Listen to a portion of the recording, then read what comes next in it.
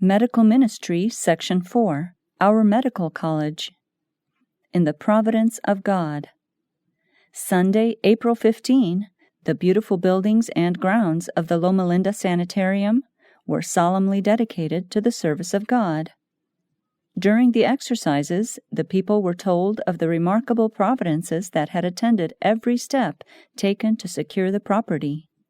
The purpose we have in view in the establishment of many sanitariums was also dwelt upon. I was present at the meeting only a portion of the time, and spoke with freedom for nearly half an hour on the advantages of outdoor life in the treatment of disease. I tried to make it plain that sanitarium physicians and helpers were to cooperate with God in combating disease not only through the use of the natural remedial agencies He has placed within our reach, but also by encouraging their patients to lay hold on divine strength through obedience to the commandments of God. One of the chief advantages of situation at Loma Linda is the pleasing variety of charming scenery on every side. But more important than magnificent scenery and beautiful buildings and spacious grounds is the close proximity of this institution to a densely populated district, and the opportunity thus afforded of communicating to many, many people a knowledge of the third angel's message. We are to have clear spiritual discernment, else we shall fail of understanding the opening providences of God that are preparing the way for us to enlighten the world.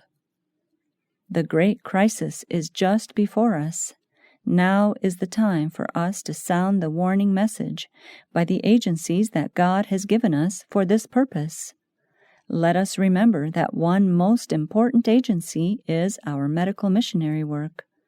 Never are we to lose sight of the great object for which our sanitariums are established, the advancement of God's closing work in the earth. To be an educational center. Loma Linda is to be not only a sanitarium, but an educational center. With the possession of this place comes the weighty responsibility of making the work of the institution educational in character. A school is to be established here for the training of gospel medical missionary evangelists. Much is involved in this work, and it is very essential that a right beginning be made. A place to be appreciated. In Loma Linda, we have an advantageous center for the carrying on of various missionary enterprises. We can see that it was in the providence of God that this sanitarium was placed in the possession of our people. We should appreciate Loma Linda as a place which the Lord foresaw we should need, and which He gave. A practical training. We have a work to do in securing the best talent, and in placing these workers in positions where they can educate other workers. Then, when our sanitariums and mission fields call for physicians, we shall have young men who, through their experience gained by practical work, have become fitted to bear responsibilities. An appeal in behalf of our medical college. The proper development of the work at Loma Linda calls for prayerful thought and planning, that the instruction which the Lord has given concerning the work there may be fulfilled. The work of the medical college at Loma Linda must not be crippled for lack of room. There must be some way devised to enlarge quickly the buildings for the rooming of students, so that those who seek a training at Loma Linda may not be turned away. The students at Loma Linda are seeking for an education that is after the Lord's order, an education that will help them to develop into successful teachers and laborers for others. When their education at Loma Linda is completed, they should be able to go forth and join the intelligent workers in the world's great harvest fields who are carrying forward the work of reform that is to prepare a people to stand in the day of Christ's coming. Everywhere workers are needed to know how to combat disease and give skillful care to the sick and suffering. We should do all in our power to enable those who desire to be thus fitted for service to gain the necessary training. Our people should become intelligent in the treatment of sickness without the aid of poisonous drugs. Many should seek to obtain the education that will enable them to combat disease in its various forms by the most simple methods. Thousands have gone down to the grave because of the use of poisonous drugs who might have been restored to health by simple methods of treatment. Water treatments, wisely and skillfully given, may be the means of saving many lives. Let diligent study be united with careful treatments. Let prayers of faith be offered by the bedside of the sick. Let the sick be encouraged to claim the promises of God for themselves. To provide what is essential. The light given me is, we must provide that which is essential to qualify our youth who desire to be physicians, so that they may intelligently fit themselves to be able to stand the examinations required to prove their efficiency as physicians. They should be taught to treat understandingly the cases of those who are diseased, so that the door will be closed for any sensible physician to imagine that we are not giving in our school the instruction necessary for properly qualifying young men and young women to do the work of a physician. Continually, the students who are graduated are to advance in knowledge, for practice makes perfect. The medical school at Loma Linda is to be of the highest order, because those who are in that school have the privilege of maintaining a living connection with the wisest of all physicians, from whom there is communicated knowledge of a superior order. And for the special preparation of those of our youth who have clear convictions of their duty to obtain a medical education that will enable them to pass the examinations required by law of all who practice as regularly qualified physicians, we are to supply whatever may be required, so that these youth need not be compelled to go to medical schools conducted by men not of our faith. Thus we shall close a door that the enemy would be pleased to have left open, and our young men and young women, whose spiritual interests the Lord desires us to safeguard, will not feel compelled to connect with unbelievers in order to obtain a thorough training along medical lines. The wisest talent called for. Loma Linda has been specified to me as a very important place, and one which demands the best Bible teacher we can supply. There are promising youth here who are to be qualified to fill important positions in the work. They should have the best class of instructors and capable Bible teachers who understand the truths of the Word. The truth and righteousness revealed in the Word of God is to be the stronghold of our workers. There has been given to me an outline of the work that must be done at Loma Linda, and I know that we must give to that place our best labors. The Lord wants the wisest talent there, for by means of our very best educational talent, we are to train our ministerial laborers. The work is to be carried after the Lord's order, and not according to the suppositions of men. The Lord has given us a wonderful advantage in enabling us to secure Loma Linda for the establishment of the work in progress there. A school is to be built up at Loma Linda that will train Bible workers and missionary nurses for efficient service. The classes of workers to be trained. The cause of God today would have been far in advance of what it is, had we in former years been more active in the training of nurses who, in addition to their acquirement of more than ordinary skill in the care of the sick, had also learned to labor as evangelists in soul-winning service. It is for the training of such workers, as well as for the training of physicians, that the school at Loma Linda has been founded. In this school, many workers are to be qualified with the ability of physicians, to labor not in professional lines as physicians, but as medical missionary evangelists. This training is to be in harmony with the principles underlying true higher education. The cause is in need of hundreds of workers who have received a practical and thorough education in medical lines, and who are also prepared to labor from house to house as teachers, Bible workers, and coal porters. Such students should come out of the school without having sacrificed the principles of health reform or their love for God and righteousness. Those who take advanced training in nursing and go forth into all parts of the world as medical missionary evangelists cannot expect to receive from the world the honor and the rewards that often come to fully accredited physicians. Yet, as they go about their work of teaching and of healing, and link up closely with God's servants who have been called to the ministry of His Word, His blessing will rest upon their labors, and marvelous transformations will be wrought. In a special sense, they will be His helping hand. To prepare for many lines of work.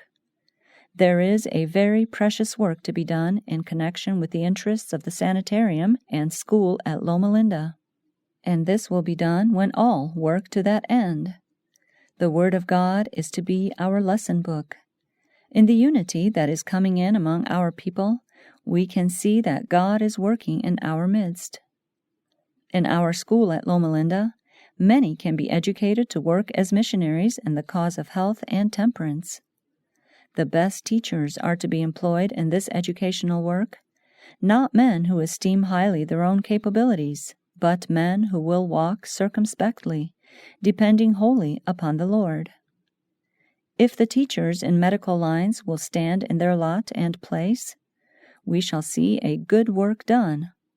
My soul is drawn out in earnest prayer to God that He will preserve the honest in heart from being led astray by those who are themselves in confusion and darkness. Teachers are to be prepared for many lines of work. Schools are to be established in places where no efforts have been made. Truth, Bible truth, is to be presented in many places. Christ is represented as identifying Himself with all the needy upon earth when He says, "Inasmuch as ye have done it unto one of the least of these my brethren, ye have done it unto me." All should put forth efforts to enlarge their experience. We are in a most critical situation, but Christ identifies Himself with our necessities. Christians are to learn daily of Christ. Spiritual sinew and muscle are now needed to work out right principles in every city and town and village. Varied talents are to be appreciated and cultivated, and withal we need true wisdom. We may not see our need of counseling with God, but the true Christian in every place will inquire what is the will of the Lord concerning his individual work. The work of promulgating the principles of health reform, which the Lord has outlined to us, must be accomplished. When we study the self-denial of Christ and make His life our example, truth and righteousness will prevail among us. We will esteem as of highest value the ornament of a meek and quiet spirit, which is in the sight of God of great price. Women to be especially trained. I have words of instruction for you and your co-workers who are ministers and physicians and counselors at Loma Linda. In a remarkable way, God has brought into our possession some of the institutions through whose agency we are to accomplish the work of reformation to which, as a people, we are called.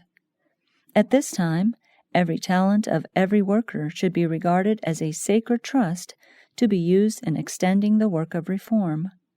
The Lord instructed me that our sisters who have received a training that has fitted them for positions of responsibility are to serve with faithfulness and discernment in their calling, using their influence wisely, and, with their brethren in the faith, obtaining an experience that will fit them for still greater usefulness.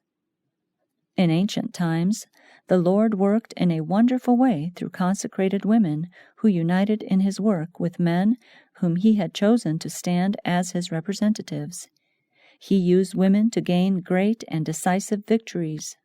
More than once, in times of emergency, He brought them to the front and worked through them for the salvation of many lives. there are many who have ability to stand with their husbands in sanitarium work, to give treatments to the sick, and to speak words of counsel and encouragement to others. There are those who should seek an education that will fit them to act the part of physicians. In this line of service, a positive work needs to be done. Women, as well as men, are to receive a thorough medical training. They should make a special study of the diseases common to women, that they may understand how to treat them. It is considered most essential that men desiring to practice medicine shall receive the broad training necessary for the following of such a profession. It is just as essential that women receive such training and obtain their diplomas, certifying their right to act as physicians. Our institutions should be especially thorough in giving to women a training that will fit them to act as midwives. There should be in our sanitariums lady physicians who understand well their profession, and who can attend women at the time of childbirth. Light has been given me that women instead of men should take the responsibility in such cases. I was directed to the Bible plan, in which at such times women acted the part of the physician. This plan should be carried out by us, for it is the Lord's plan. Again and again, light has been given me that women should be chosen and educated for this line of work. Now the time has come when we should face the matter clearly. More women should be educated for this work, and thus a door of temptation may be closed. We should allow no unnecessary temptation to be placed in the way of physicians and nurses, or the people for whom they minister. No compromise. I am instructed to say that in our educational work, there is to be no compromise in order to meet the world's standards. God's commandment-keeping people are not to unite with the world to carry various lines of work according to worldly plans and worldly wisdom. Our people are now being tested as to whether they will obtain their wisdom from the greatest teacher the world ever knew, or seek to the God of Ekron. Let us determine that we shall not be tied by so much as a thread to the educational policies of those who do not discern the voice of God, and who will not hearken to His commandments. We are to take heed to the warning, "Enter ye in at the strait gate." Those who walk in the narrow way are following in the footprints of Jesus. The light from heaven illuminates their path. Shall we represent before the world that our physicians must follow the pattern of the world before they can be qualified to act as successful physicians? This is the question that is now testing the faith of some of our brethren. Let not any of our brethren displease the Lord by advocating in their assemblies the idea that we need to obtain from unbelievers a higher education than that specified by the Lord. The representation of the great teacher is to be considered an all-sufficient revelation. Those in our ranks who qualify as physicians are to receive only such education as is in harmony with these divine truths. Some have advised that students should, after taking some work at Loma Linda, complete their medical education in worldly colleges. But this is not in harmony with the Lord's plan. God is our wisdom, our sanctification, and our righteousness. Facilities should be provided at Loma Linda that the necessary instruction in medical lines may be given by instructors who fear the Lord and who are in harmony with His plans for the treatment of the sick. I have not a word to say in favor of the world's ideas of higher education in any school that we shall organize for the training of physicians. There is danger in their attaching themselves to worldly institutions and working under the ministrations of worldly physicians. Satan is giving his orders to those whom he has led to depart from the faith. I would now advise that none of our young people attach themselves to worldly medical institutions in the hope of gaining better success or stronger influence as physicians. Christ's part and ours. The Savior's work of ministering to suffering humanity was always combined with his ministry of the Word. He preached the gospel and he healed infirmities, both by the same mighty power. He will do the same today, but we must do our part by bringing the sick in touch with the mighty healer. The Savior left the courts of glory and came to our world to bear temptation and resist evil, that man might have power to take hold of his strength.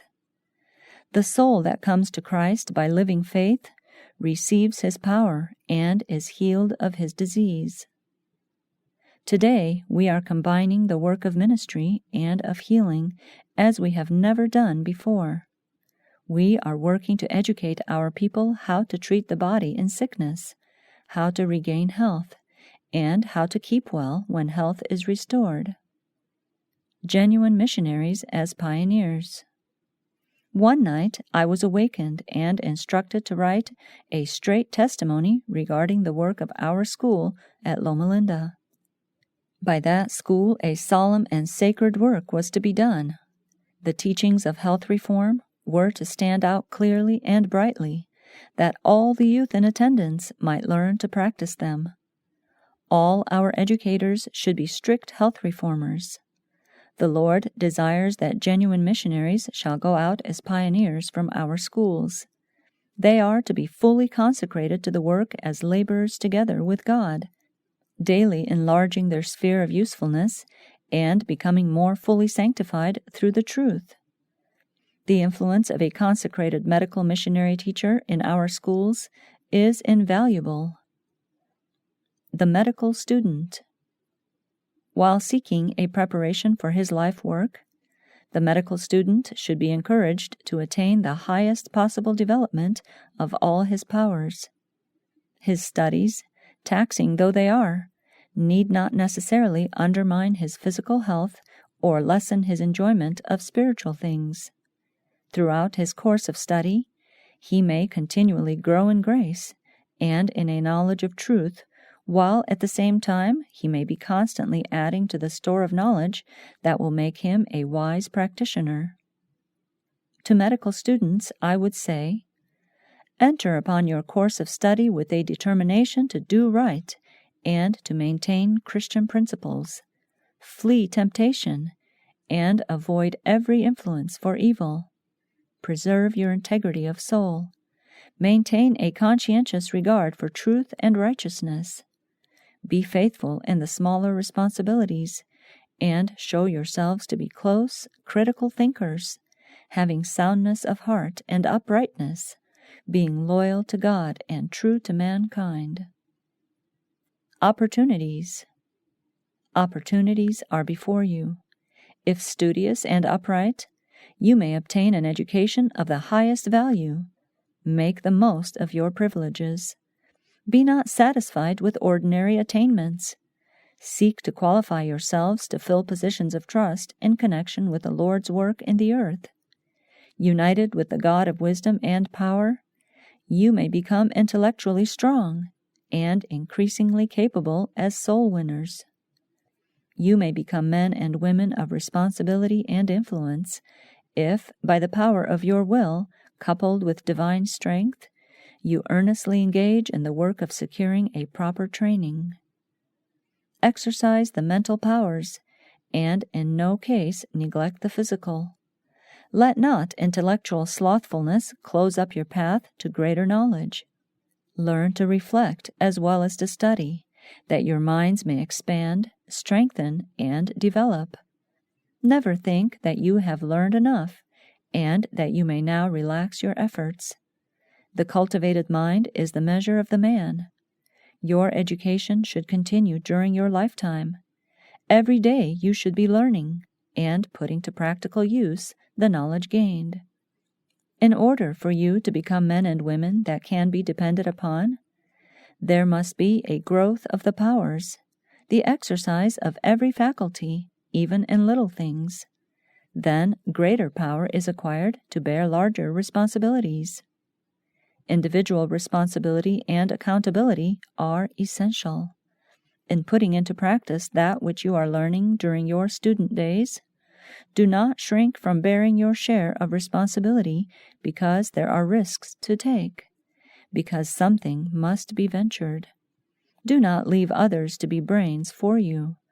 You must train your powers to be strong and vigorous. Then the entrusted talents will grow, as a steady, uniform, unyielding energy is exercised in bearing individual responsibility. God would have you add, day by day, little by little, to your stock of ideas, acting as if the moments were jewels to be carefully gathered and discreetly cherished. You will thus acquire breadth of thought and strength of intellect. No wasted hours.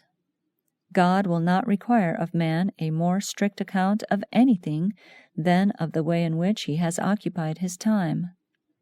Have its hours been wasted and abused? God has granted to us the precious boon of life, not to be devoted to selfish gratification. Our work is too solemn, our time to serve God and our fellow men too short to be spent in seeking for fame. Oh, if men would stop in their aspirations where God has set the bounds, what different service would the Lord receive? Thoroughness. There are many who are in such haste to climb to distinction that they skip some of the rounds of the ladder, and, in so doing, lose experience which they must have in order to become intelligent workers. In their zeal, the knowledge of many things looks unimportant to them. They skim over the surface, and do not go deep into the mine of truth, thus by a slow and painstaking process gaining an experience that will enable them to be of special help to others. We want our medical students to be men and women who are most thorough, and who feel it their duty to improve every talent lent them, that they may finally double their entrusted capital. The light that God has given in medical missionary lines will not cause his people to be regarded as inferior in scientific medical knowledge, but will fit them to stand upon the highest eminence. God would have them stand as a wise and understanding people because of his presence with them. In the strength of him who is the source of all wisdom, all grace, defects and ignorance may be overcome. A high aim. Let every medical student aim to reach a high standard. Under the discipline of the greatest of all teachers, our course must ever tend upward to perfection. All who are connected with the medical missionary work must be learners. Let no one stop to say, "I cannot do this." Let him say instead, "God requires me to be perfect. He expects me to work away from all commonness and cheapness, and to strive after that which is of the highest order." There is only one power that can make medical students what they ought to be, and keep them steadfast: the grace of God and the power of the truth exerting a saving influence upon life and character. These students, who intend to minister to suffering humanity, will find no graduating place this side of heaven. That knowledge which is termed science should be acquired, while the seeker daily acknowledges that the fear of God is the beginning of wisdom. Everything that will strengthen the mind should be cultivated to the utmost of their power, while at the same time they should seek God for wisdom, for unless they are guided by the wisdom from above, they will become an easy prey to the deceptive power of Satan. They will become large in their own eyes, pompous and self-sufficient. Integrity of students. The teachers in our medical college should encourage the students to gain all the knowledge they can in every department. If they find any students deficient in caretaking, in a comprehension of their responsibilities, they should lay the matter frankly before such ones, giving them an opportunity to correct their habits and to reach a higher standard. The teachers should not become discouraged because some are slow to learn. Neither should they discourage the students when mistakes are made. As errors and defects are kindly pointed out, the students in turn should feel grateful for any instruction given. A haughty spirit on the part of the students should not be encouraged. All should be willing to learn, and the teachers should be willing to instruct, training the students to be self-reliant, competent, careful, painstaking. As the students study under wise instructors and unite with them in sharing responsibilities, they may, by the aid of the teachers, climb to the topmost round of the ladder. Students should be willing to work under those of experience, to heed their suggestions, to follow their advice, and to go as far as possible in thought, training, and intelligent enterprise. But they should never infringe upon a rule, never disregard one principle that has been interwoven with the upbuilding of the institution. The dropping down is easy enough. The disregard of regulations is natural to the heart inclined to selfish ease and gratification. It is much easier to tear down than to build up. One student with careless ideas may do more to let down the standard than 10 men with all their effort can do to counteract the demoralizing influence. Without boasting. God-fearing physicians speak modestly of their work, but novices with limited experience in dealing with the bodies and souls of men will often speak boastingly of their knowledge and attainments. These need a better understanding of themselves. Then they would become more intelligent in regard to their duties, and would realize that in every department where they have to labor, they must possess a willing mind, an earnest spirit, and a hearty, unselfish zeal in trying to do others good. They will not study how best to preserve their dignity, but by thoughtfulness and caretaking will earn a reputation for thoroughness and exactitude, and by sympathetic ministry will gain the hearts of those whom they serve. In the medical profession there are many skeptics and atheists who exalt the works of God above the God of science. Comparatively few of those who enter worldly medical colleges come out from them pure and unspotted. They have failed to become elevated, ennobled, sanctified. Material things eclipse the heavenly and eternal.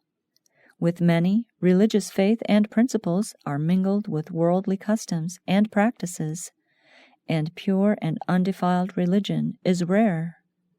But it is the privilege of every student to enter college with the same fixed, determined principle that Daniel had when he entered the court of Babylon, and throughout his course to keep his integrity untarnished. Victory.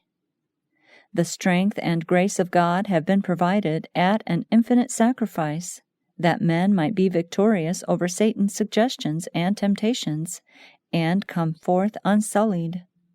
The life, the words, and the deportment are the most forcible argument, the most solemn appeal to the careless, irreverent, and skeptical.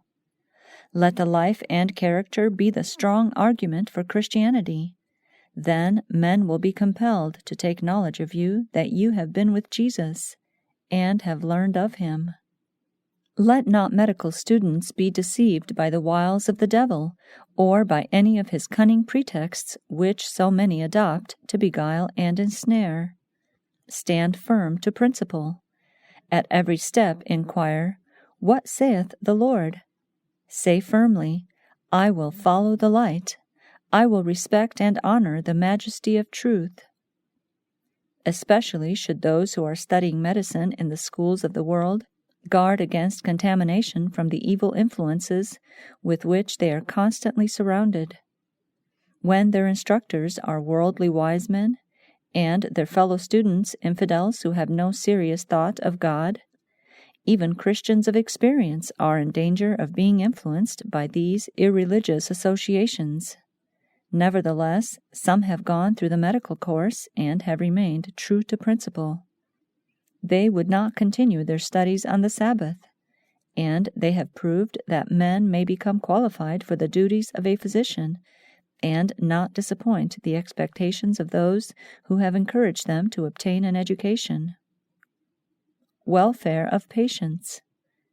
In training workers to care for the sick, Let the student be impressed with the thought that his highest aim should always be to look after the spiritual welfare of his patients. He should learn to repeat the promises of God's Word and to offer fervent prayers daily while preparing for service.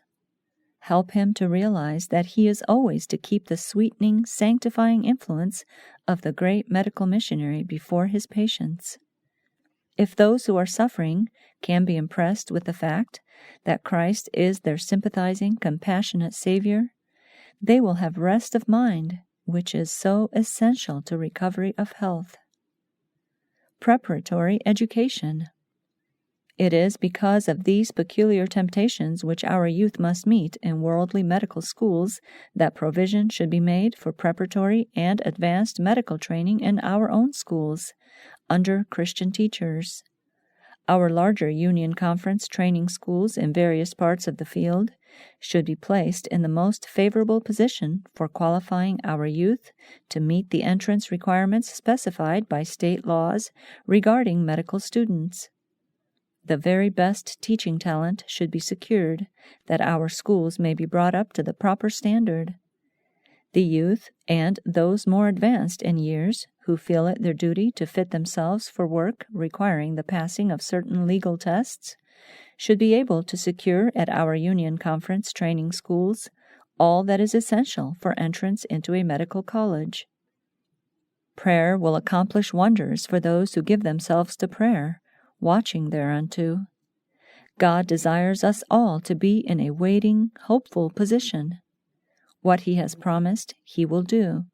And inasmuch as there are legal requirements making it necessary that medical students shall take a certain preparatory course of study, our colleges should arrange to carry their students to the point of literary and scientific training that is necessary.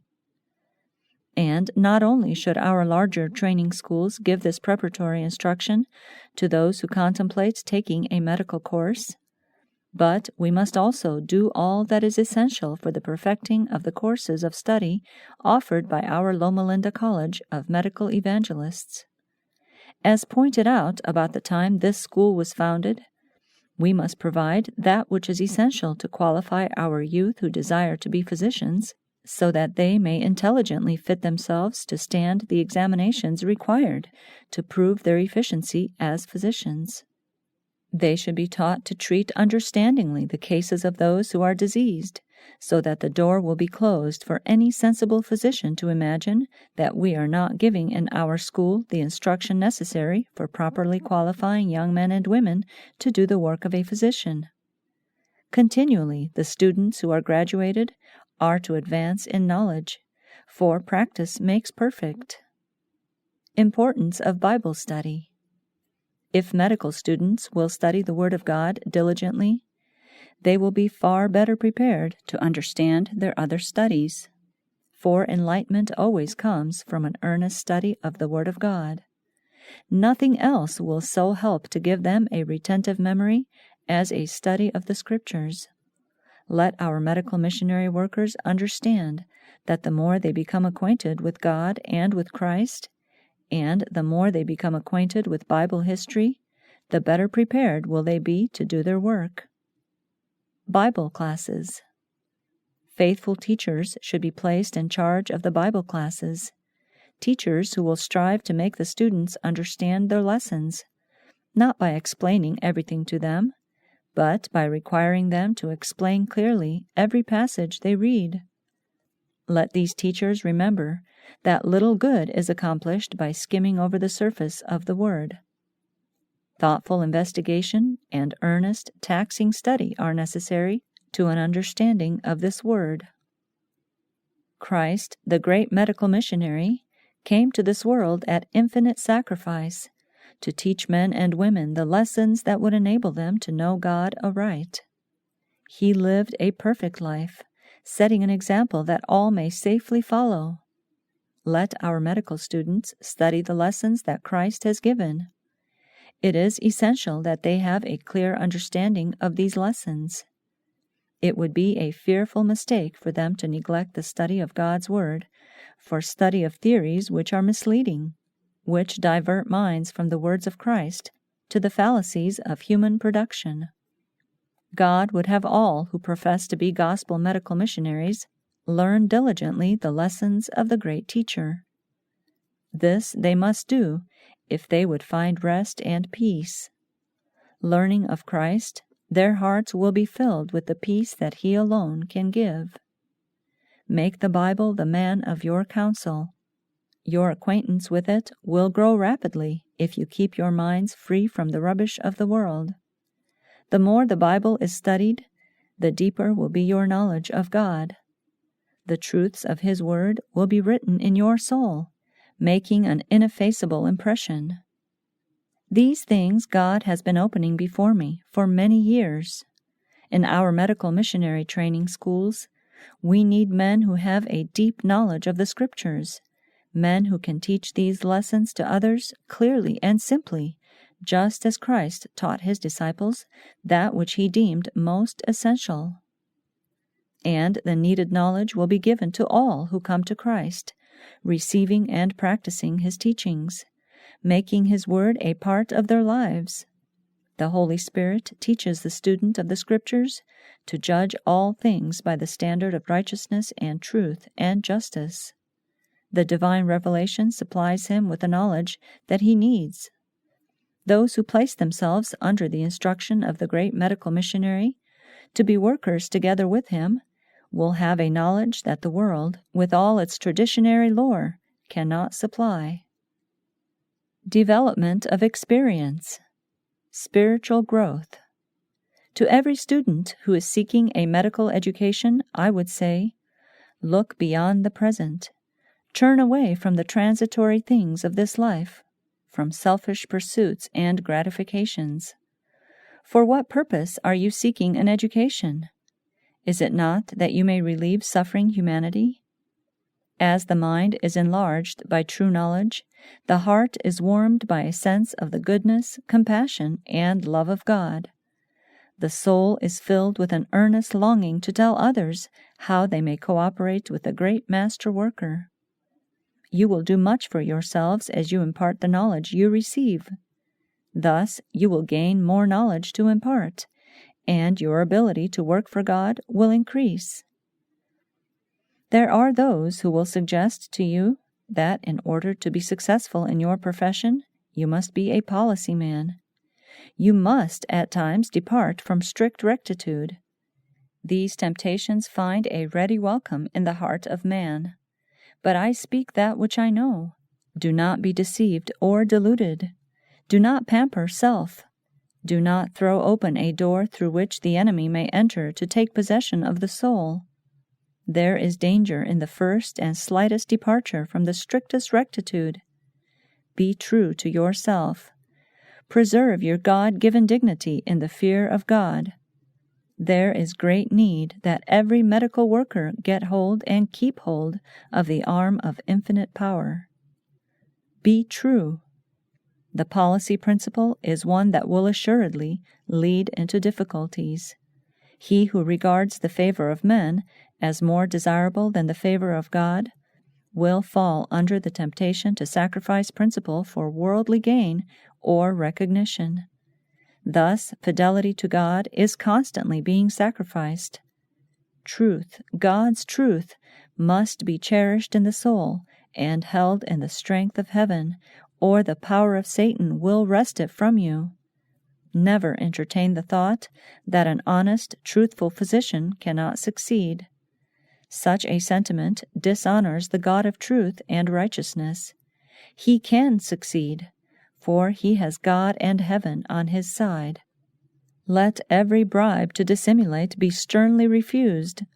Hold fast your integrity in the strength of the grace of Christ, and he will fulfill his word to you. The medical student, however young, has access to the God of Daniel. Through divine grace and power, he may become as efficient in his calling as Daniel was in his exalted position. But it is a mistake to make a scientific preparation the all-important thing, while religious principles which lie at the very foundation of a successful practice are neglected. Many are lauded as skillful men in their profession who scorn the thought that they need to rely upon Christ for wisdom in their work. But if these men who trust in their knowledge of science were illuminated by the light of heaven, to how much greater excellence might they attain? How much stronger would be their powers? With how much greater confidence could they undertake difficult cases? The man who is closely connected with the great physician has the resources of heaven and earth at his command, and he can work with a wisdom, an unerring precision that the godless man cannot possess. Like Enoch, the physician should be a man who walks with God. This will be to him a safeguard against all the delusive, pernicious sentiments which make so many infidels and skeptics. The truth of God, practiced in the life and constantly guiding in all that concerns the interests of others, will barricade the soul with heavenly principles. God will not be unmindful of our struggles to maintain the truth. When we place every word that proceeds out of the mouth of God above worldly policy, above all the assertions of erring, failing men, we shall be guided into every good and holy way. The Christian physician, in his acceptance of the truth by his baptismal vows, has pledged himself to represent Christ, the physician in chief. But if he does not keep strict guard over himself, if he allows the barriers against sin to be broken down, Satan will overcome him with specious temptations. There will be a blemish in his character that by its evil influence will mold other minds. The moral palsy of sin will not only destroy the soul of the one who departs from strict principles, but will have the power to reproduce in others the same evil. Be steadfast. It is not safe to be occasional Christians. We must be Christ-like in our actions all the time. Then, through grace, we are safe for time and for eternity. The experimental knowledge of the power of grace received in times of trial is of more value than gold or silver.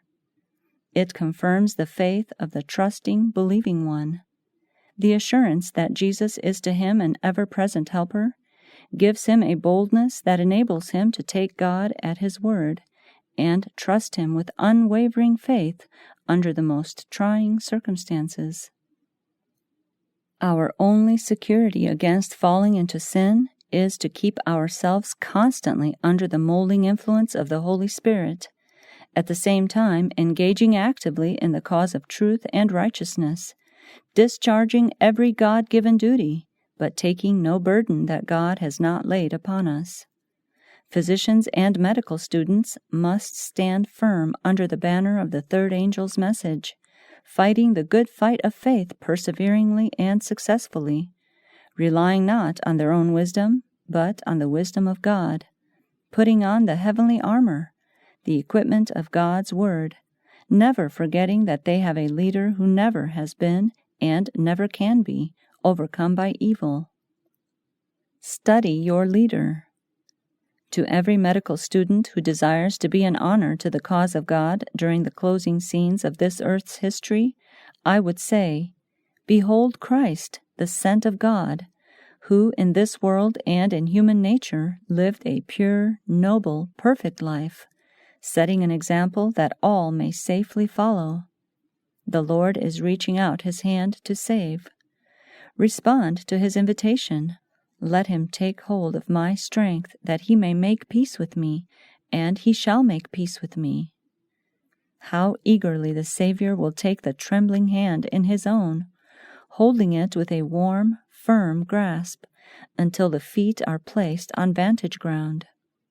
Trust in him who understands your weakness.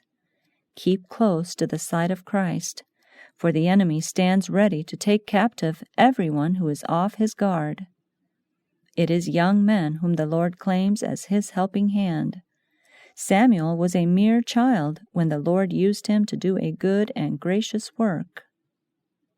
To those who with steadfast perseverance strive to reveal the attributes of Christ, angels are commissioned to give enlarged views of his character and work, his power and grace and love. Thus they become partakers of his nature, and day by day grow up to the full stature of men and women in Christ. The sanctification of the Spirit is seen in thought, word, and deed. Their ministry is life and salvation to all with whom they associate. Of such ones it is declared, "Ye are complete in him." Caution needed in encouraging students. Many, knowing how trying are the duties of the physician and how few opportunities physicians have for release from care, even upon the Sabbath, will not choose this for their life work. But the great enemy is constantly seeking to destroy the workmanship of God's hands, and men of culture and intelligence are called for to combat his cruel power. More of the right kind of men are needed to devote themselves to this profession. Painstaking effort should be made to induce suitable men to qualify themselves for this work.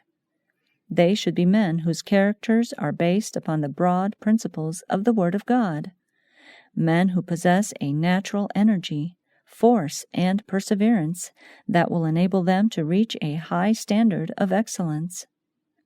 It is not everyone who can make a successful physician. Many have entered upon the duties of this profession in every way unprepared. They have not the requisite knowledge, neither have they the skill and tact, the carefulness and intelligence necessary to ensure success. A physician can do much better if he has physical strength. If he is feeble, he cannot endure the wearing labor incident to his calling. A man who has a weak constitution, who is a dyspeptic, or who is lacking in self-control, cannot become qualified to deal with all classes of disease. Great care should be taken not to encourage persons who might be useful in some less responsible position to study medicine at a great outlay of time and means, when there is no reasonable hope that they will succeed. I have been instructed that, in view of the trying nature of medical missionary work, those who desire to take up this line should first be thoroughly examined by competent physicians to ascertain whether or not they have the strength necessary to endure the course of study through which they must pass in the training school. A call for the best talent. The Lord calls for the best talents to be united in this center, Loma Linda, for the carrying on of the work as He has directed. Not the talent that will demand the largest salary, but the talent that will place itself on the side of Christ to work in His lines. We must have medical instructors who will teach the science of healing without the use of drugs. We are to prepare a company of workers who will follow Christ's methods. The high order of the Loma Linda School. Here we have ideal advantages for a school and for a sanitarium. Here are advantages for the students, and great advantages for the patients. I have been instructed that here we should have a school conducted on the principles of the ancient schools of the prophets. It may not be carried on in every respect as are the schools of the world, but it is to be especially adapted for those who desire to devote their lives not to commercial pursuits, but to unselfish service for the Master. We want a school of the highest order, a school where the Word of God will be regarded as essential, and where obedience to its teachings will be taught.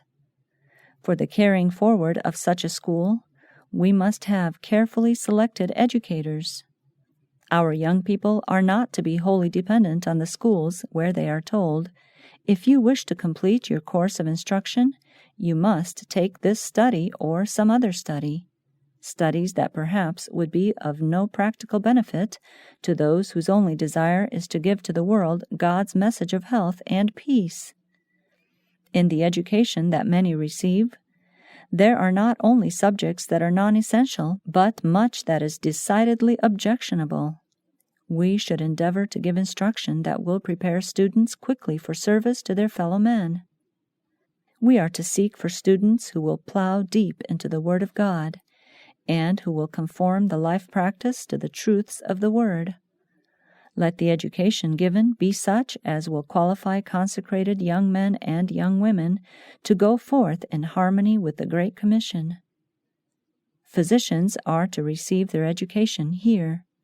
Here they are to receive such a mold that when they go out to labor, they will not seek to grasp the very highest wages or else do nothing. Who should apply? Only those whose hearts are filled with the love of God and who reveal that Christ has given them His grace to adorn their office work as missionaries for Him should make application to engage in medical missionary work. Those who take up this line of missionary effort should look upon their work as a high and holy calling. This work is committed to them as a sacred trust, and wherever they may be, the Lord expects them to reveal the excellency of their mission. Students should have moral strength. In almost every church there are young men and women who might receive education either as nurses or physicians. I would urge that this subject be considered prayerfully, that special effort be made to select those youth who give promise of usefulness and moral strength. Strength of character essential. Many of the young men who present themselves as being desirous of being educated as physicians have not those traits of character which will enable them to withstand the temptations so common to the work of a physician. Only those should be accepted who give promise of becoming qualified for the great work of imparting the principles of true health reform. Amenable to authority.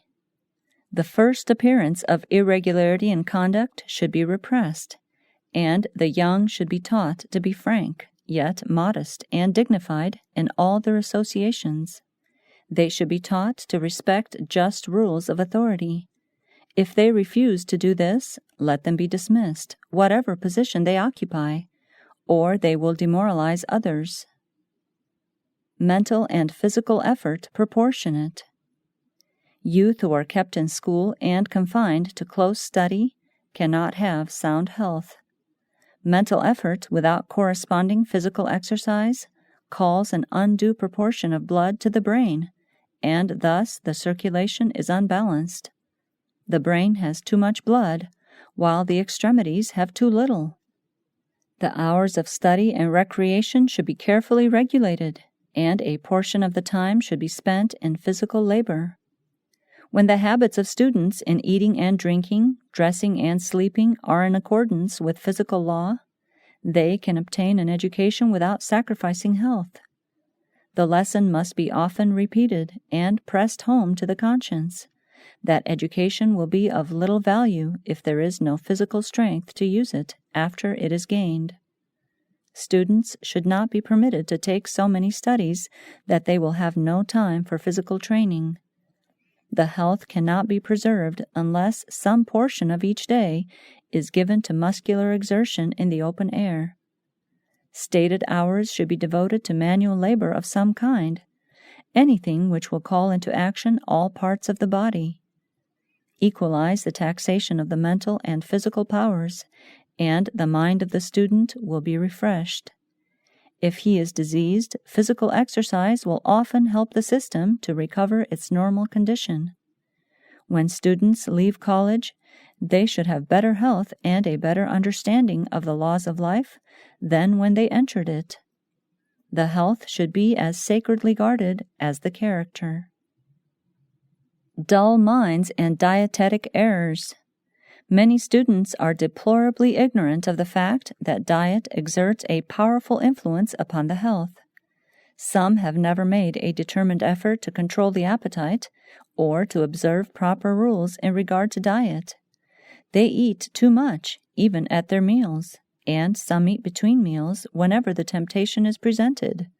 If those who profess to be Christians desire to solve the questions so perplexing to them, why their minds are so dull, why their religious aspirations are so feeble, they need not, in many instances, go farther than the table. Here is cause enough, if there were no other. The teacher's health habits. Many separate themselves from God by their indulgence of appetite. He who notices the fall of a sparrow, who numbers the very hairs of the head, marks the sin of those who indulge perverted appetite at the expense of weakening the physical powers, benumbing the intellect, and deadening the moral perceptions. The teachers themselves should give proper attention to the laws of health, that they may preserve their own powers in the best possible condition, and by example as well as by precept, may exert a right influence upon their pupils. The teacher whose physical powers are already enfeebled by disease or overwork should pay special attention to the laws of life. He should take time for recreation. He should not take upon himself responsibility outside of his schoolwork which will so tax him, physically or mentally, that his nervous system will be unbalanced. For in this case he will be unfitted to deal with minds and cannot do justice to himself or to his pupils. Our institutions of learning should be provided with every facility for instruction regarding the mechanism of the human system. Students should be taught how to breathe, how to read and speak so that the strain will not come on the throat and lungs, but on the abdominal muscles. Teachers need to educate themselves in this direction.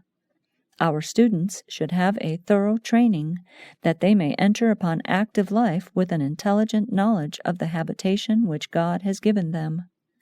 Teach them that they must be learners as long as they live, and while you are teaching them, remember that they will teach others.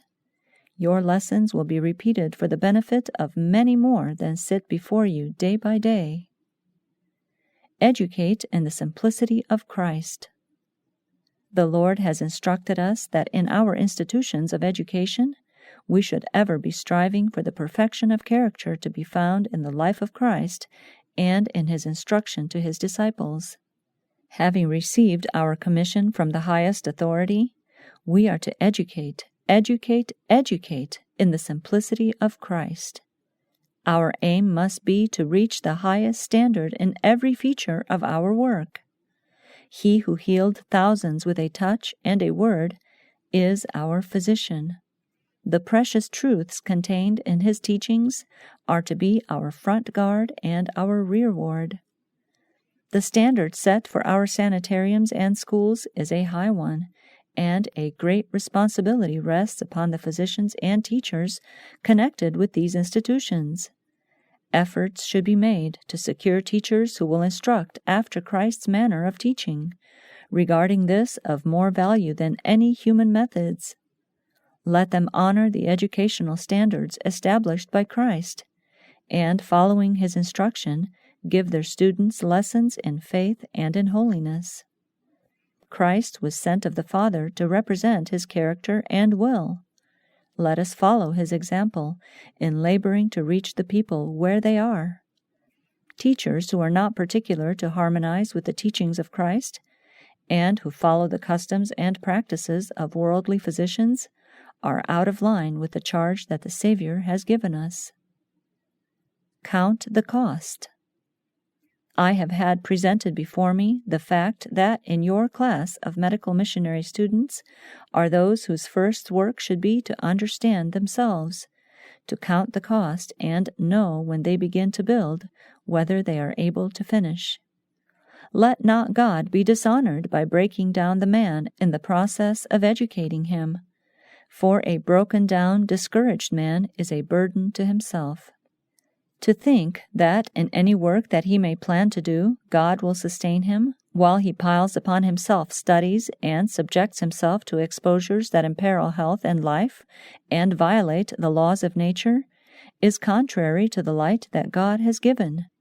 Nature will not be imposed upon. She will not forgive the injuries done to the wonderful, delicate machinery. The pale, weak student is a continual reproach to health reform.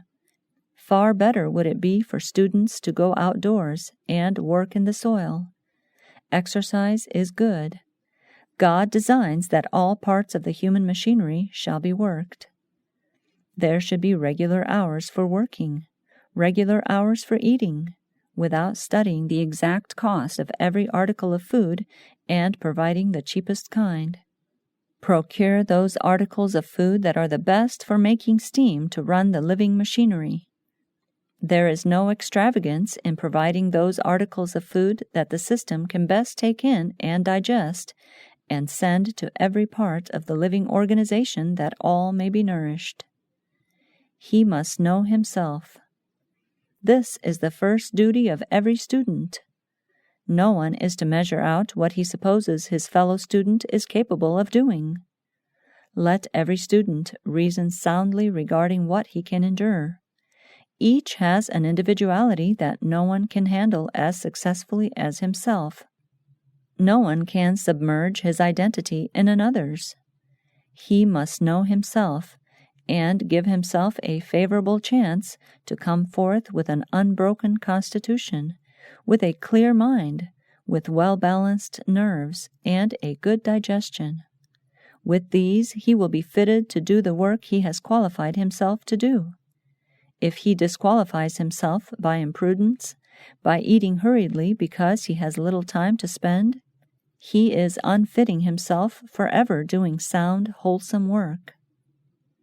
Accountability to God.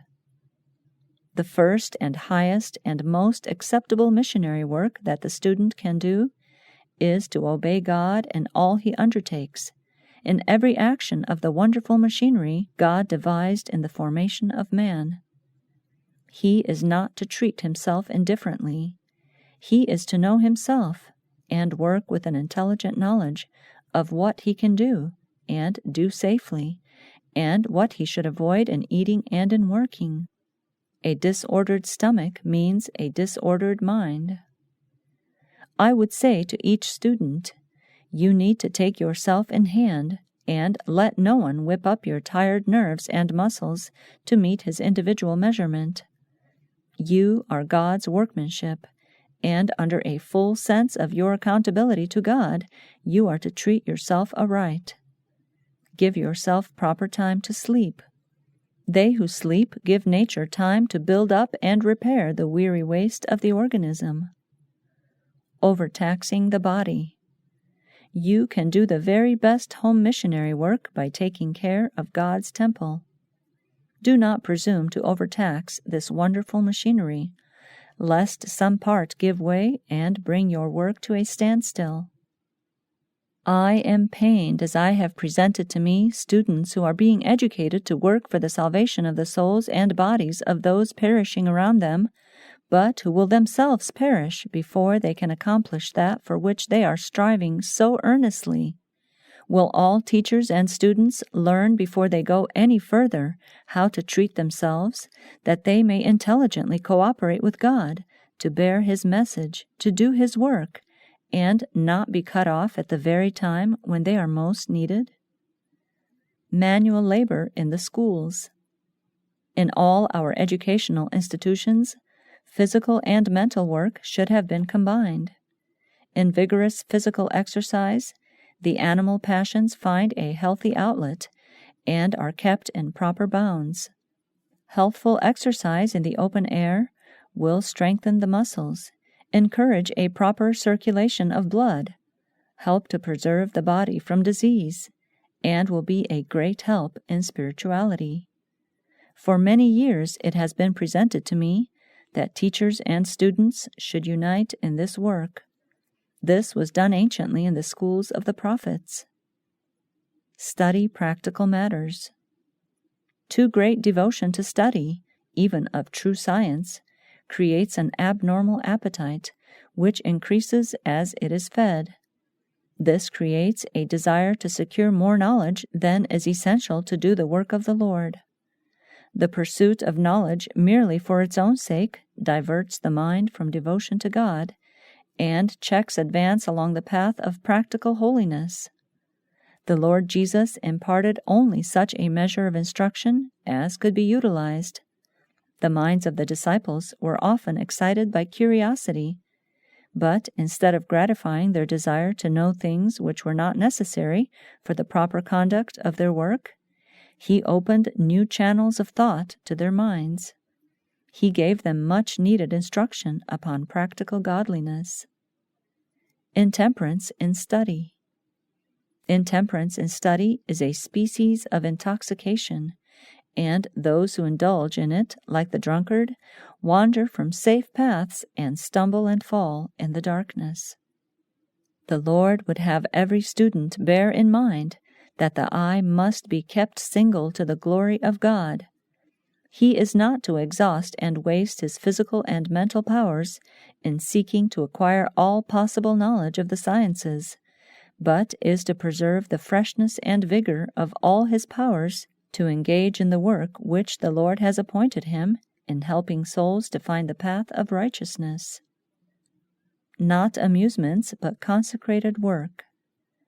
There are some who feel that if there is prosperity here, Loma Linda, it will be necessary to get up some amusement.